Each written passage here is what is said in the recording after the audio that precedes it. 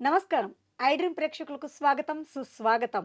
ద్వాదశ రాశుల్లో నవగ్రహ స్థితి ఈ మాసంలో ఏ విధంగా ఉంటుంది? అలాగే 2026వ సంవత్సరం మే నెలలో ఏ రాశి వారికి ఏం జరగబోతోంది? ఇలాంటి ఆసక్తికరమైన విషయాలు తెలియపరచడానికి మనతో పాటు ఉన్నారు శ్రీ జ్యోతిషరత్న, జ్యోతిష్య చక్ర వైభవ నిపుణులు డాక్టర్ రాళ్లపల్లి రవికుమార్ గారు మనతో పాటు ఉన్నారు. వారితో మాట్లాడదాం. నమస్కారం గురువుగారు. నమస్కారం అమ్మా. గురువుగారు, ద్వాదశ రాశుల్లో ఈ మాసంలో తీసుకున్నట్లయితే నవగ్రహ స్థితి ఏ విధంగా ఉంటుంది? తప్పకుండా అమ్మా. శరదిందు సమాకారే పరబ్రహ్మ స్వరూపిణి వాసరాపీఠ నిలయే సరస్వతి నమస్తుతే. ఐ డ్రీమ్ ప్రేక్షకులకు నమస్కారం. మామూలుగా ఏంటంటే ద్వాదశ రాశుల్లో నవగ్రహాలు ఎక్కడ ఉన్నాయో తెలుసుకుంటాం. తెలుసుకున్న తర్వాత ఆ స్థానాల్లో ఆ గ్రహాలు ఉంటే కనుక ఈ మాసం అంతా ఏ ఫలితాలు ఇస్తారో ఏ రాశులకి దాన్ని బట్టి మనం తెలుసుకోవచ్చు అన్నమాట. దానికి ముందుగా ఏంటంటే మనకి సూర్యుడు రవిగ్రహం వచ్చేసి మనకి మే 15 నుంచి ఏమో మనకి వృషభ రాశిలోకి వస్తాడండి. సో మే 14 తారీఖు దాకా మటుకు మేషరాశిలోకి ఉంటాడు. సో ఏప్రిల్ 15 టు మే 14 మేషరాశిలో, మళ్ళీ మే 15 టు జూన్ 15 దాకా ఏమో వృషభ రాశిలో ఉంటాడు. నెక్స్ట్ వచ్చేసి కుజుడు వచ్చేసి మే 11వ తారీఖు నుంచి మేషరాశిలో స్వస్థానంలోకి వస్తాడు. తర్వాత రాహుగ్రహం వచ్చేసి మనకి కుంభరాశిలో ఉంటారు. అలాగే గురువు వచ్చేసి మనకి మిథున రాశిలో ఉంటారు. అలాగే శని వచ్చేసి మనకి మీన రాశిలో ఉంటారు. కేతు వచ్చేసి మనకి ఈ సింహరాశిలో ఉంటారు. అలాగే శుక్రుడు వచ్చేసి మనకి 14వ తారీఖు నుంచి స్వస్థానమైన మనకి వృషభ రాశిలో నుంచి మిథున రాశిలోకి వెళ్ళిపోతాడు. సో 13వ తారీఖు దాకా మటుకు వృషభ రాశిలో స్వస్థానంలో ఉంటాడు. అలాగే గురువు కూడా మనకి జూన్ 2వ తారీఖు నుంచి మళ్ళీ కర్కాటక రాశిలో కూడా మారిపోతాడు. ఇది కాకుండా బుధుడు వచ్చేసి మనకి వృషభ రాశిలో ఉంటారు. 14వ తారీఖు మే నుంచి మళ్ళీ మిథున రాశిలోకి వెళ్ళిపోతాడు. సో ఇవ్వండి ద్వాదశ రాశుల్లో నవగ్రహాలు ఈ స్థానాల్లో ఈ మాసం అంతా ఉంటారు. మరి 2026వ సంవత్సరంలో మే నెలలో ఉన్నాము. ఈ నెలలో సింహరాశి వారికి ఏ విధంగా ఉండబోతోంది, వారు ఎలాంటి పరిహారాలు ఆచరిస్తే మంచి జరుగుతుంది అని తెలియపరచడానికి మనతో పాటు గురువు గారు ఉన్నారు. వారిని అడుగుదాం. గురువుగారు, సింహరాశి వారికి ఈ మే నెలలో ఎలా ఉండబోతోంది? తప్పకుండా.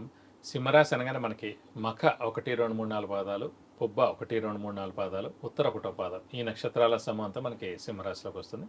సాధారణంగా సింహరాశి అంటేనే అధిపతి సూర్యుడు అయ్యాడు కాబట్టి వీళ్ళు ఎప్పుడు కూడా అంటే సూర్యుడు మెయిన్గా గవర్నమెంట్ కారకుడు, తండ్రి కారకుడు అండి. సో ఎవరైతే సింహరాశి ఉందో వాళ్ళకి తండ్రిని బాగా ఇష్టపడతారు, తండ్రి మంచి పొజిషన్లో ఉంటారు. అలాగే వారి తండ్రి గవర్నమెంట్ జాబ్ అయినా చేయొచ్చు, లేదంటే ఏదైనా వ్యవసాయం లేదంటే పొలం ఉంటుంది. అలా వీరు కూడా ట్రై చేసినా కూడా గవర్నమెంట్ జాబ్ వచ్చేందుకు అవకాశం ఉంది సింహరాశి వారికి. అలాగే ఎప్పుడు కూడా గవర్నమెంట్ నుంచి ఏదో ఒక హెల్ప్ వీళ్ళు పొందేందుకు కూడా అవకాశాలు ఎక్కువగా ఉన్నాయి. కొంతమంది రాజకీయాల్లో కూడా ఉంటారు, ఎందుకంటే సూర్యుడు పాలిటిక్స్ కూడా కారకుడు. మెయిన్గా రవి, కుజుడు, శని ఈ 3 గ్రహాలు బాగుంటే పాలిటిక్స్లో సక్సెస్ అవుతారండి. మెయిన్ రవి గ్రహం బాగుంటే అసలు ఫస్ట్ ఆఫ్ ఆల్ గవర్నమెంట్లో ఒక పోస్ట్ పొందడం, గవర్నమెంట్ని ఏదైనా మనం శాసించడం, అంటే ఒక మినిస్టర్ అవడం ఇలాంటివన్నీ కూడా ఉంటాయి అన్నమాట. బట్ సూర్యుడు చాలా బాగుండాలి. మెయిన్గా సింహరాశి అధిపతి సూర్యుడు అయ్యాడు కాబట్టి ఇవన్నీ అవకాశాలు ఎక్కువగా ఉంటాయి. సో వీరికి వచ్చేసి ప్రస్తుతం గురువు లాభస్థానంలో చాలా బాగున్నాడు. రాశిలో మటుకు కేతు ఉన్నాడు, సప్తమ స్థానంలో రాహు ఉన్నాడు. సో మొన్న కూడా మనకి మార్చి 3వ తారీఖు గ్రహణం ఇలాగే వచ్చింది. సో ఎప్పుడేమన్నా అంటే మన రాశిలో రాహు కానీ మన రాశిలో కేతు కానీ ఉన్నప్పుడు సో అదొక గ్రహణం లాంటి సమయం అనమాట. ఆ 1.5 ఇయర్ పీరియడ్. సో ఈ డిసెంబర్ దాకా ఉంటాడు సింహరాశిలో అక్కడ కేతు. సో మనకు కూడా గ్రహణం కూడా వచ్చింది. సో ఏంటంటే మనకి ఎదుర్కొన్న ఇప్పుడు సూర్యగ్రహణం ఉందనుకోండి, అంత పెద్ద సూర్యుడు కూడా కనిపించడం మనకి ఆ టైంలో. మనమే ఆశ్చర్యపోతుంది ఇదేంటి రాత్రి అయిందా అని. సో అలా ఏంటంటే మనలో ఉన్న మంచితనం అనివ్వండి, హెల్పింగ్ నేచర్ అవనివ్వండి, దయాగుణం అనివ్వండి, అయితే ఏదైనా సేవ చేసే భావం ఏదైనా ఉండేవండి, ఎంత మంచివాడే ఉండే అంతా కూడా ఇలా కప్పెట్టినట్టు అయిపోతుంది అన్నమాట. సో బయట వాళ్ళకి అది కనిపించదు.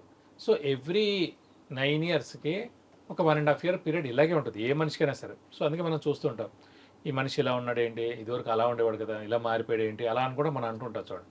సో ఏమనకపోయినా కూడా మనం ఏదో అన్నామని, కామెంట్ చేసామని, వాడిని తిట్టాడని, సో వాడిని ఏదో అన్నాడని, అలా పెద్ద పెద్ద గొడవలు అయిపోతుంటాయి వాడు. సో ఇది ఒక గ్రహణ సమయం కాబట్టి డిసెంబర్ 5 దాకా మనకి సింహరాశి వారు కామ్గా ఉండడం ఉత్తమం.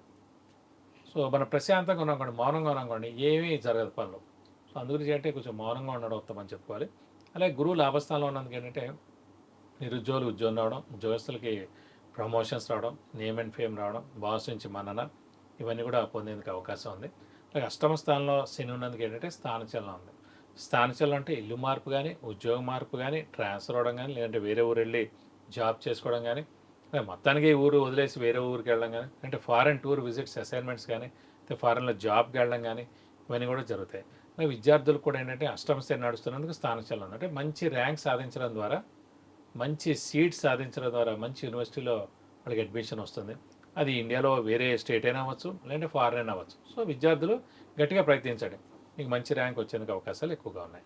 మరి యవ్వనస్తులకు వివాహ విషయంలో ఏం చెప్తారు గురుగారు? తప్పకుండా అవివాహితులు ఎవరైతే ఉన్నారో వాళ్ళు ఖచ్చితంగా వివాహానికి అవకాశాలు ఉన్నాయి. ఎందుకంటే లాభస్థానంలో గురువు ఉన్నాడు, ఖచ్చితంగా 100% అవుతుంది. సో మీరు మానవ ప్రయత్నం చేయండి. సో కరెక్ట్గా ఏంటంటే నేను రెడీగా ఉన్నాను, సిద్ధంగా ఉన్నాను అని మీరు రెడీగా ఉంటే మాట ఖచ్చితంగా వివాహానికి అవకాశాలు 100% ఉన్నాయి. సంతానం విషయానికి వస్తే సంతానం విషయం అండి, ఎందుకంటే సంతాన కారకుడే గురువు అండి. అలాంటి గురువు సంతాన కారకుడే లాభస్థానంలో చాలా బాగున్నాడు. సో ఖచ్చితంగా సంతానం కలిగేందుకు అవకాశం ఉంది.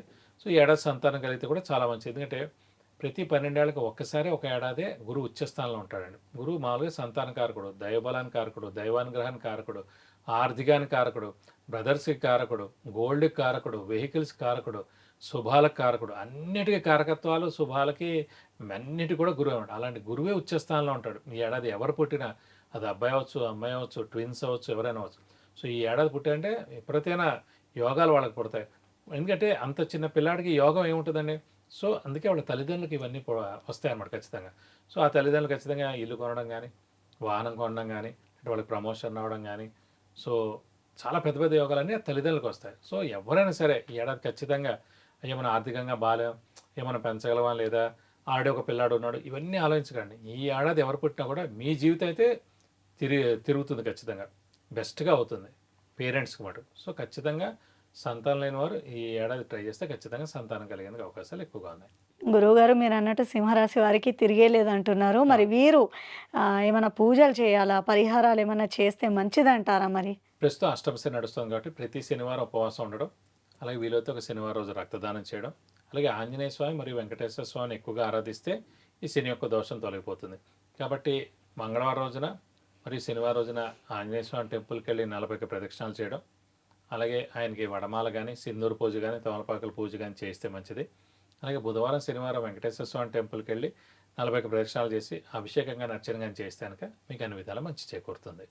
సో తెలుసుకున్నారు కదా ప్రేక్షకులు, సింహరాశి వారికి మంచి జరుగుతుంది అని చెప్తున్నారు గురువుగారు. మరి దానికి తగ్గ పూజలు ఏవేవి చేయాలి అనేది తెలుసుకున్నారు కదా. ధన్యవాదాలు గురువుగారు. నమస్కారం.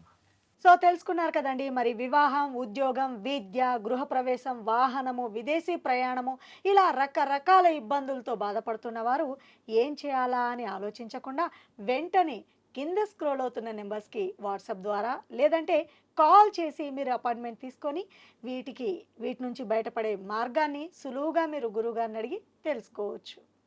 నమస్కారం. And for more videos, Please subscribe to iDream channel. Subscribe to iDream Media. Please subscribe to iDream. Please subscribe to iDream. Please subscribe iDream. And please subscribe to iDream. For more videos, subscribe to iDream. please like, share, and subscribe to the channel. Congratulations, iDream. Subscribe to iDream. Subscribe to iDream. So subscribe to iDream Media. iDream ki iDream team andarki huge congratulations. Please subscribe iDream Media. Please subscribe to iDream. Subscribe iDream. Please subscribe to iDream. iDream అంటే నా కళల channel subscribe చేసుకున్న నోరు తిరుగుతలేదు, మీరైతే గంట గుర్తు కొట్టండి. For more such videos, please subscribe to iDream. Subscribe to iDream. Please subscribe to iDream. Please subscribe iDream Media. Please do subscribe to iDream. Please subscribe to iDream Media. For best entertainment and information, please subscribe iDream. And don't forget to subscribe to iDream.